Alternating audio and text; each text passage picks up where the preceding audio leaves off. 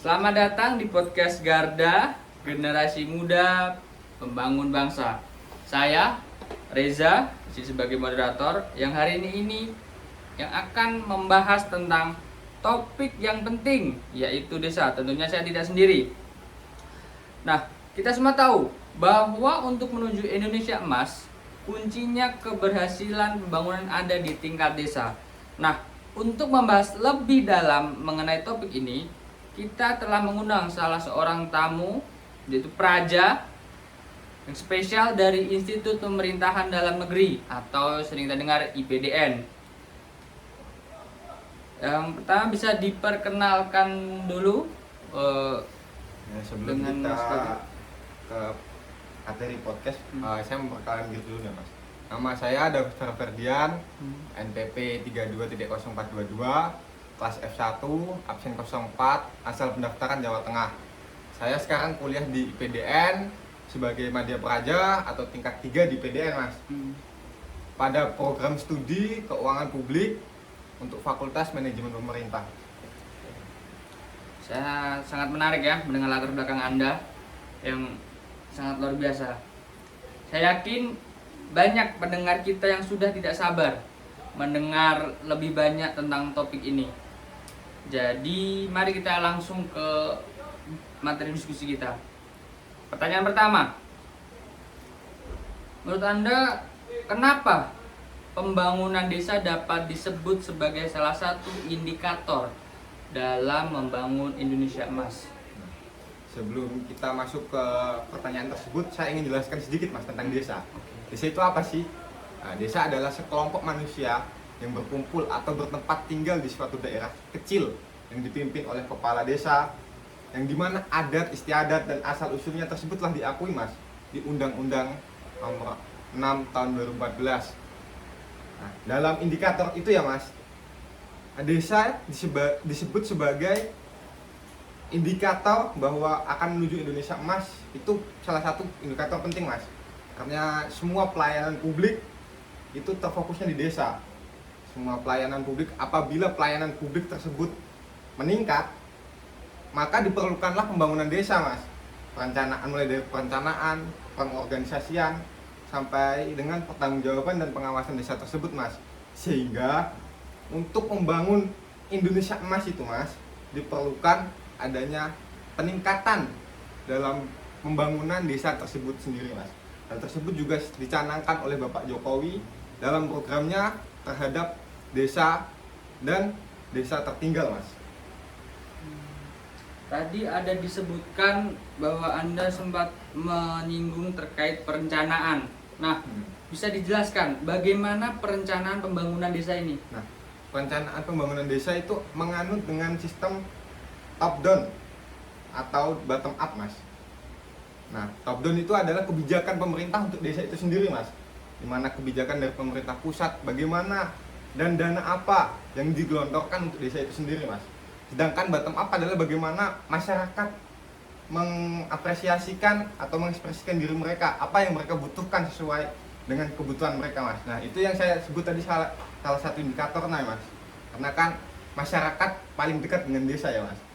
Nah, dalam hal itu ada namanya musrenbang Mas, di mana bottom up dan top down itu ketemu di tengah. Masyarakat mengeluh tentang keluhannya apa, dan pemerintah nanti juga menurunkan kebijakan untuk pemerintah, di mana nanti keduanya saling bertemu dan combine menjadi suatu peraturan untuk membangun desa tersebut Mas. Nah, terkait membangun desa nih, kan yang namanya membangun tadi Mas juga singgung terkait dana. Nah, bicara tentang desa, tentu kita juga bicara tentang BUMDes nih. Nah, bisa jelaskan tuh, apa tuh BUMDes? Nah, BUMDes, sebelum kita masuk itu kita mengenal dulu ya Mas, bahwa desa itu memiliki pendapatan. Yang pertama itu dana desa, ya. Yang kedua adalah alokasi dana desa, dan yang ketiga tuh pendapatan asli desa Mas. Nah, BUMDes ini mempunyai peran ya Mas dalam desa, karena BUMDes salah satu untuk mendapatkan PADes itu sendiri Mas. Akan tetapi dalam BUMDes ini tuh lebih mengutamakan kesejahteraan masyarakat yang tinggal di daerah tersebut Mas, bukan mencari keuntungan sebesar-besarnya seperti perusahaan swasta Mas. Oke. Nah, ini menarik nih. ada salah satu berita nih, headline-nya tuh, kenapa ribuan BUMDes mangkrak meski dana desa triliun rupiah. Jadi ini pengunjung berbelanja di badan usaha milik desa atau MART di desa Jono Oge, Kabupaten Sigi di Sulawesi Tengah. Nih, apa pendapat saudara mengenai ini dana desa sebesar 329 triliun selama 5 tahun terakhir belum bisa dimanfaatkan maksimum oleh BUMDes. Nah, Tadi tadi kan saya bilang untuk mensejahterakan masyarakat dan untuk peningkatan PADes ya mas.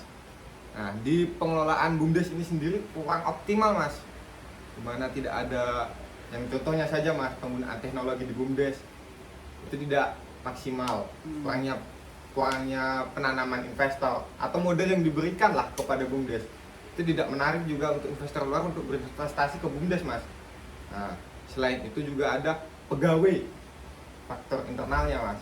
Pegawai di sana tuh banyak yang masih berpendapat bermain kotor atau bermain belakang, dimana keuntungannya hanya disisihkan sedikit untuk BUMDes dan sebagian besar masuk kantong mereka mas. Nah itu menurut saya yang membuat BUMDes itu tidak dapat maju ya mas, karena yang pertama tadi pengelolaan teknologinya belum ada, terus yang kedua manusia atau SDM-nya kurang maksimal, terus investornya itu mas untuk membuat BUMDes tersebut naik itu belum ada mas. Oke, itu tadi disebutkan terkait masalah. Nah, tentu yang namanya masalah, kalau cuma ngasih masalah, semua orang juga bisa. Nah, kalau menurut Mas David nih, ada nggak solusi? Kalau nggak saran lah minimal, mengenai beberapa permasalahan yang Mas David tadi sebutkan. Nah, untuk solusi atau saran ya mas, dari pendapat saya sendiri pribadi ini, itu tuh adanya pembinaan lah mas kepada kepegawaian di sana. Bagaimana sih cara pengelolaan BUMDes itu sendiri? Apa yang harus dilakukan? Bagaimana cara mengolah keuangannya? Bagaimana cara untuk mendapatkan PADes tanpa mengesampingkan kesejahteraan masyarakat itu sendiri mas. Yang kedua, membuat BUMDes ini, mohon maaf, agak sedikit seksi di mata investor mas. Dimana bagi investor tuh prospek buat BUMDes ini ada mas, bukan hanya cuman semata mensejahterakan masyarakat tapi tidak memiliki keuntungan. Maka dari itu membuat BUMDes ini agak sedikit seksi dari segi profilnya mas. Nah, terus teknologi ini juga penting mas, teknologi seperti data Excel atau data-data pembiayaan lain-lainnya dapat dikelola Pakai IT ya? Iya, pakai IT begitu mas, supaya lebih transparan juga, efektif efisien pun juga terjadi dalam pengelolaan BUMDes itu sendiri mas. Berarti menurut Mas David, di era-era sekarang tuh yang hampir tiap orang pakai handphone tuh masih banyak prakteknya di usaha itu yang menggunakan IT itu tadi. Nah di BUMDes itu untuk saat ini ya mas, untuk penggunaan IT ini belum terlalu mas. Padahal dana sebanyak Iya, itu. padahal dana sebanyak itu. Padahal dana sebanyak itu sampai 329 triliun tadi kalau nggak salah saya dengarnya tadi. Makanya Mas David Dimanfaatkan. tadi menyinggung terkait pemberdayaan atau SDM-nya juga. Iya, SDM Karena juga. kalaupun kita punya IT-nya, masyarakat yang nggak bisa mengoptimalisasinya ya sama aja. Sama aja nanti Nah. jadi mangkrak juga mas. Nah. Maka harus imbang lah infrastruktur fisik sama non fisiknya mas. SDM samanya harus Iya. seimbang ya. Oke. Menarik ya topik kali ini. Jadi mungkin di sesi ini atau di pertemuan kali ini cukup sekian, karena mungkin akan ada topik-topik selanjutnya yang mungkin lebih menarik dan mungkin lebih menantang. Jadi terima kasih sudah mau stay tune di Garda Generasi Muda Pembangun Desa. Saya Reza Habib pamit undur diri. Saya David Ferdian pamit undur diri. Terima kasih.